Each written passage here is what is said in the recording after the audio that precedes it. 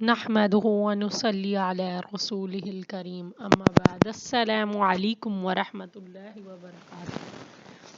جی dear students, امید کرتی ہوں کہ آپ کو پہلے والا رکوع سمجھ آیا ہوگا۔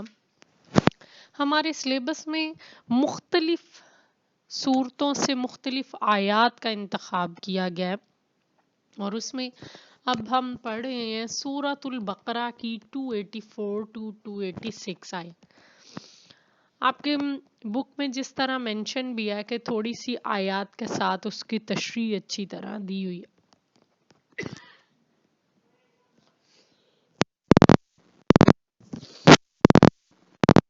بسم اللہ الرحمن الرحیم۔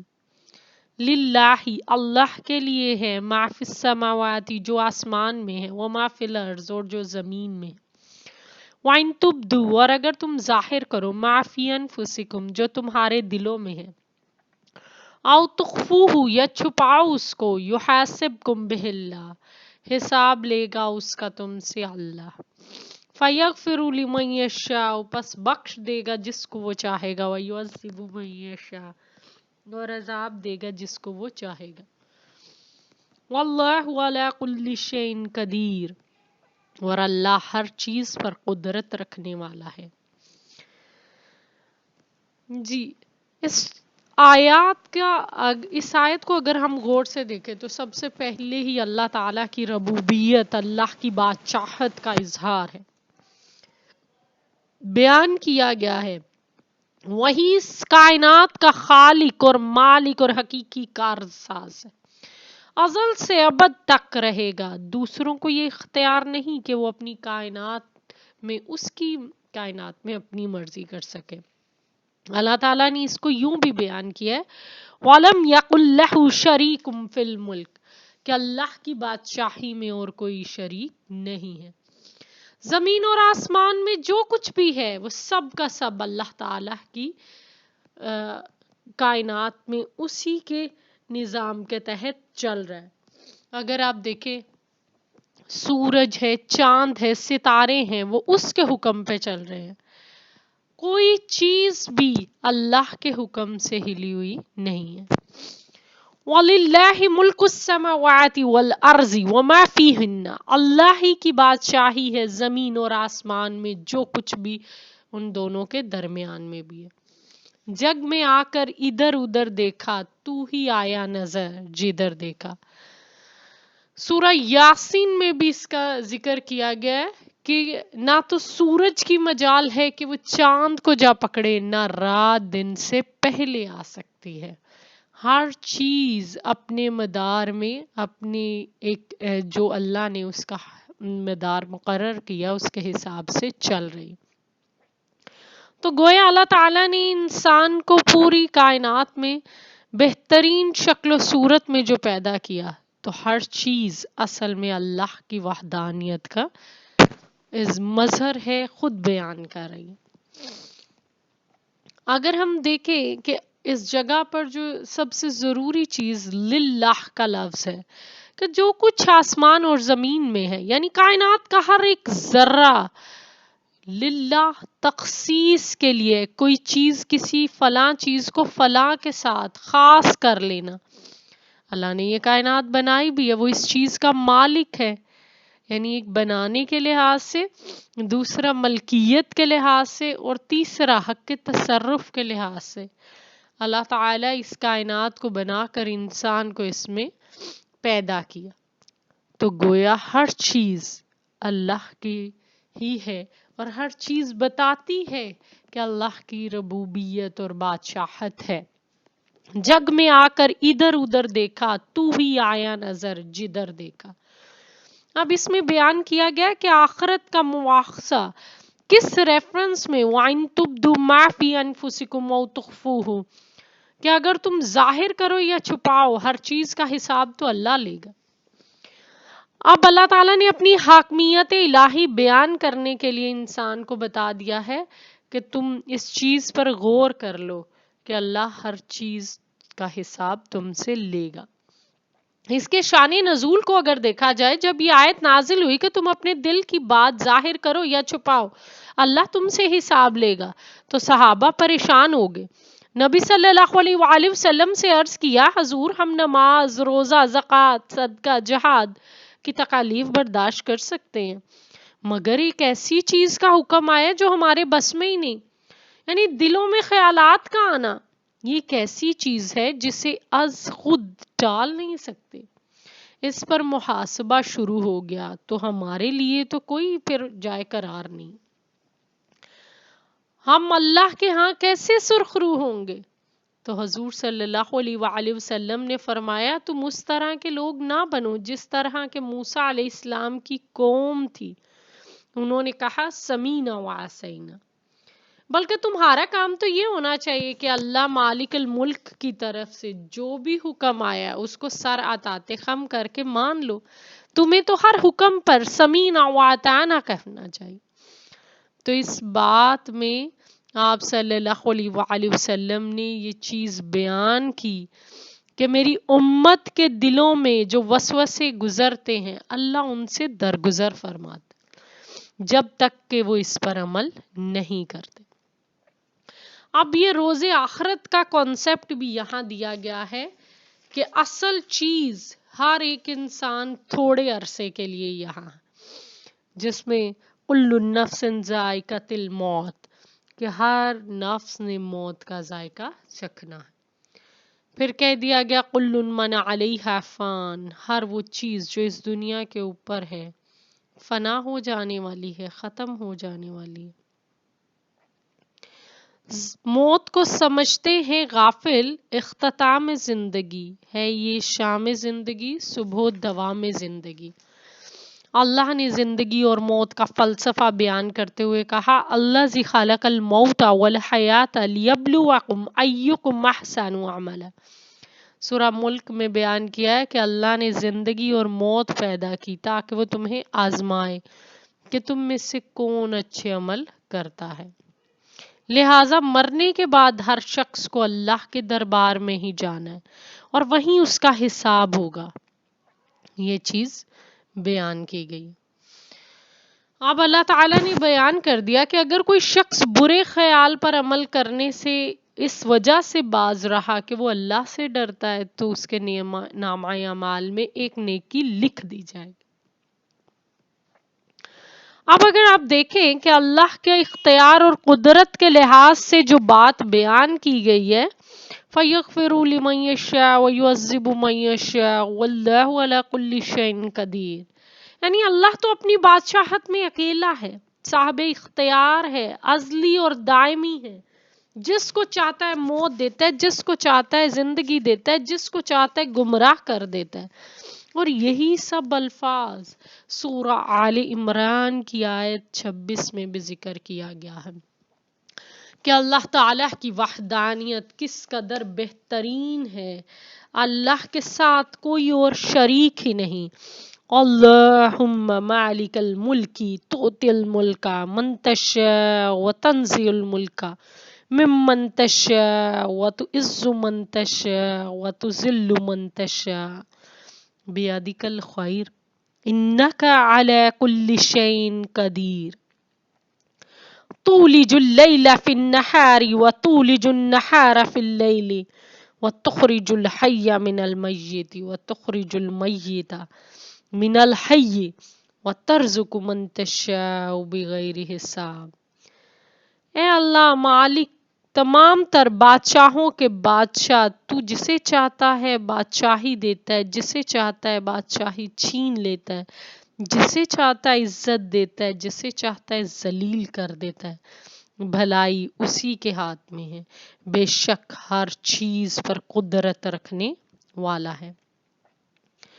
وہ رات کو دن سے، دن کو رات سے نکالتا ہے، وہ زندہ کو مردہ سے اور مردہ کو زندہ سے نکالتا ہے، اور جس کا چاہتا ہے رزق بے حساب عطا فرماتا ہے۔ یہی چیز بیان کی گئی ہے کہ اللہ اپنے واحد لا شریک ہے، ہر چیز پر قدرت رکھنے والا ہے، یعنی اللہ جو چاہے اپنے فضل سے گناہگاروں کو اگر جنت میں داخل کرنا چاہے تو کسی کی مجال نہیں کہ اس کے فیصلے پر کوئی بات کر سکے۔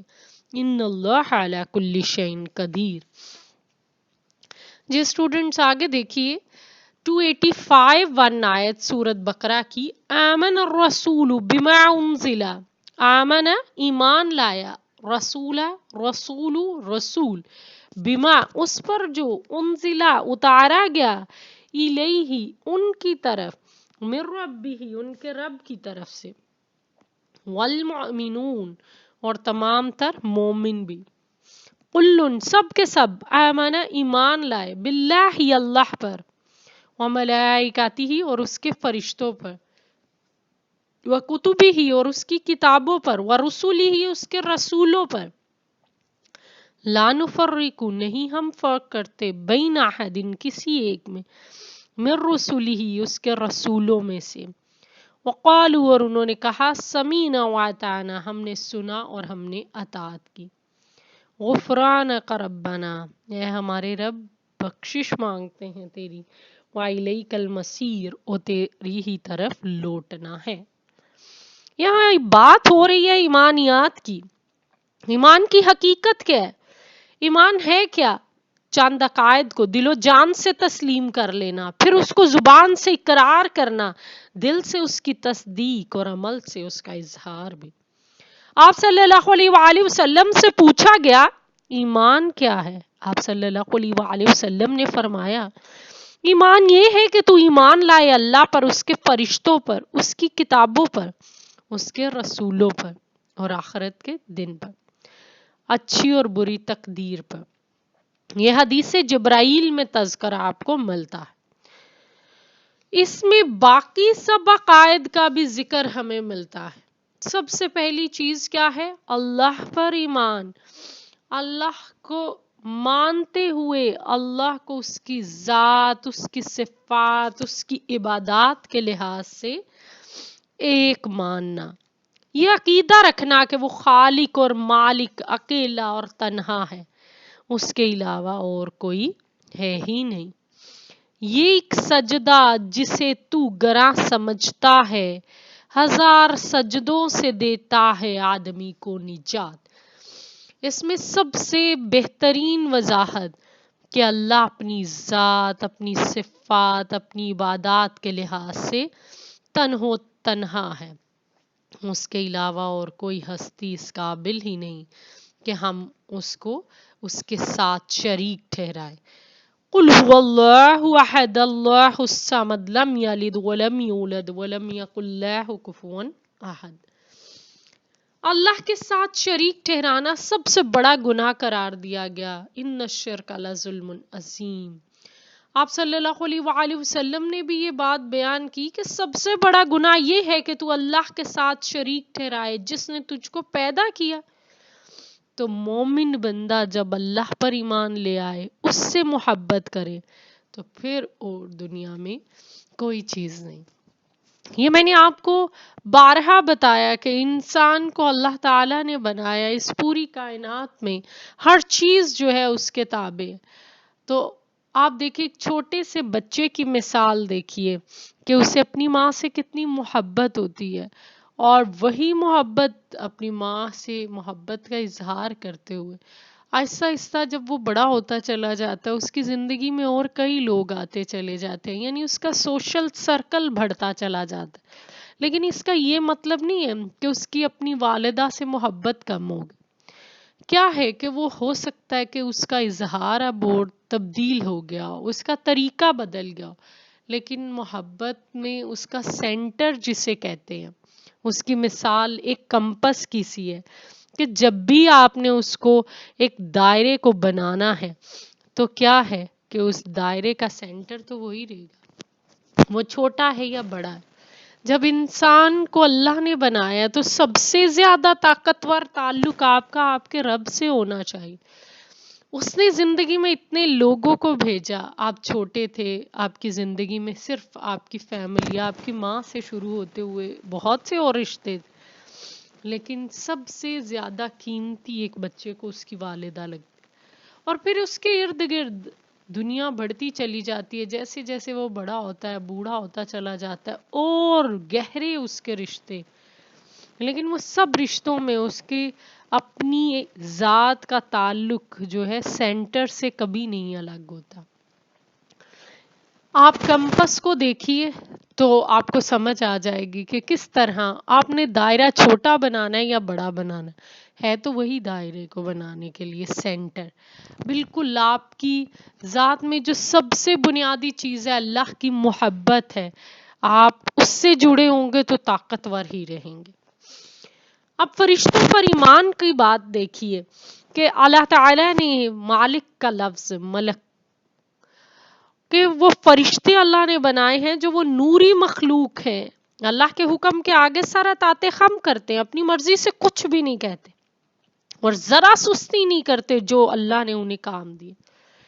سورۃ تحریم میں ذکر کیا گیا لا یعصون اللہ ما امرہم ویفعلون ما یؤمرون، اللہ انہیں جو حکم دیتا ہے وہ فرشتے اس کی نافرمانی نہیں کرتے، جس کام کا انہیں حکم دیا جاتا ہے بس اسی پر عمل کرتے ہیں۔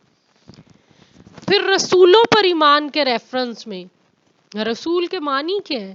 پیغام پہنچانے والا۔ اصطلاح میں رسول اس کو کہتے ہیں جو اللہ کا پیغام اس کے بندوں تک پہنچاتا ہے۔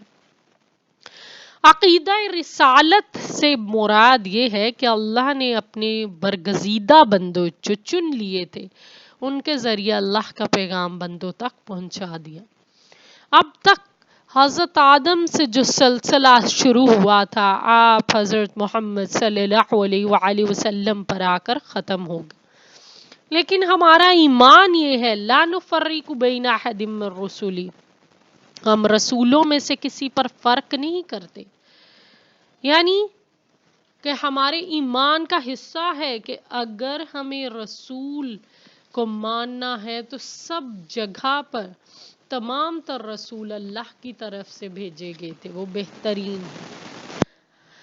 ہم یہ نہیں کر سکتے کہ ہم صرف یہ مانیں کہ کچھ رسولوں کو مانا جائے اور کچھ کو نہ مانا جائے، بلکہ ہمارا ایمان کامل ہی تب ہوتا ہے کہ ہم سب کا اقرار کر رہے ہیں کہ وہ اللہ کے برگزیدہ بندے تھے۔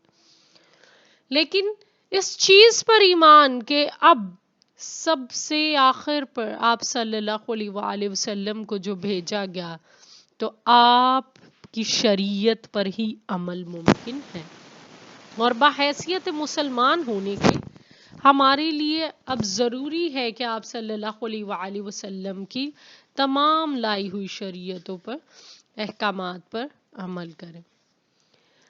اور یہ چیز یہاں آپ رسولوں پر ایمان کے ریفرنس میں ایڈ کریں گے ما کان محمد ابا احد من رجالکم ولکن رسول اللہ وخاتم النبیین، یہ آپ کی بک کے آپ کے سلیبس میں موجود یہ آیت ہے سورہ احزاب کی 40ویں آیت کہ محمد صلی اللہ علیہ وآلہ وسلم تم مردوں میں سے کسی کے باپ نہیں، لیکن وہ کیا ہیں؟ اللہ کے رسول اور خاتم النبیین۔ کتابوں کے ایمان میں آپ جانتے ہیں کہ اللہ تعالیٰ نے مختلف وقتوں میں جو پیغمبر بھیجے تھے ان پر مختلف کتابیں نازل کی، اور چند مشہور آسمانی کتب تورات حضرت موسیٰ علیہ السلام، زبور حضرت داؤد، حضرت عیسیٰ علیہ السلام پر انجیل کو اتارا گیا، اور سب سے آخر پر قرآن پاک آپ صلی اللہ علیہ وآلہ وسلم پر نازل ہوا۔ ہمارا ماننا ہے کہ یہ تمام تر کتابیں منزل من اللہ ہیں، یعنی ایمان کا حصہ ہیں کہ اللہ کی طرف سے نازل کردہ ہے۔ والذین یؤمنون بما انزل الیک وما انزل من قبلک، مومن تو وہ ہیں جو ایمان رکھتے ہیں کہ جو کچھ آپ پر نازل کیا گیا اور جو کچھ آپ سے پہلے اتارا گیا۔ اب ہم پر سب چیزوں کے لیے اطاعت واجب ہے، جو عقائد اللہ تعالیٰ نے ہمیں بتائے، اللہ کے احکامات کو ہم سنتے ہیں، اس کے آگے سر اطاعت خم کر لیں، نہ ہی ان عقائد پر کسی قسم کی اپنی عقل کے گھوڑے دوڑائیں اور دوسروں کو ہم ایمان کی دعوت دیں، اور بلا چون و چرا اسلام کی حقانیت کو تسلیم کر لیں۔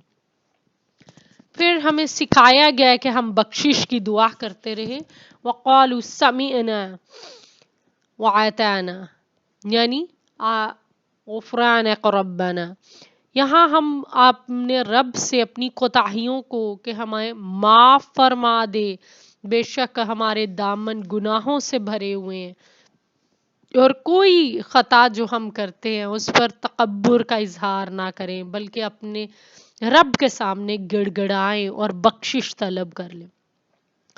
آپ جانتے ہیں کہ یہ طریقہ کار کس کا ہے؟ جب فرشتوں میں جن کو، ابلیس کیا تھا؟ عزازیل کہلایا ہے، تو وہ جنات تھا، جنات کی صف میں سے اسے نکال کے فرشتوں میں کھڑا کیا گیا، اس کی عبادت کی وجہ سے بہت عبادت گزار تھا، لیکن کیا کہ جب اللہ نے حضرت آدم علیہ السلام کو کہا کہ وہ ان کو سجدہ کریں، شیطان کو یہ حکم دیا، تو کیا وہ ٹکرا گیا کہ انا خیر منہ، تکبر کرتے ہوئے کہ میں اس سے بہتر ہوں، میں کیوں یہ کام کروں۔ گناہ تو انسان سے ہوتے ہیں، وہ خطا کا پتلا ہے، لیکن اسے کیا چاہیے؟ ہر بار اپنے رب کی طرف واپس لوٹ جائے۔ اب دیکھیں کہ حضرت آدم علیہ السلام کو جب اللہ تعالیٰ نے وہ پھل کھانے سے منع کیا تو غلطی تو ان سے بھی ہوئی، توبہ تو انہوں نے اللہ سے پھر کر لی، اور اللہ تعالیٰ نے انہیں معاف کر دیا، اور انہوں نے کہا کہ اے ہمارے رب، ربنا ظلمنا انفسنا وان لم تغفر لنا وترحمنا لنکونن من الخاسرین، اے اللہ ہم نے خود پر ظلم کیا، اگر تو ہمیں معاف نہیں کرے گا تو ہم گھاٹا پانے والے لوگوں میں شمار ہو جائیں گے۔ آپ صلی اللہ علیہ وآلہ وسلم نے بھی یہ فرمایا، اللہ فرماتا ہے ابن آدم، اگر تیرے گناہ آسمان کی بلندیوں تک بھی پہنچ جائیں اور مجھ سے بخشش مانگے تو میں تجھے بخش دوں گا۔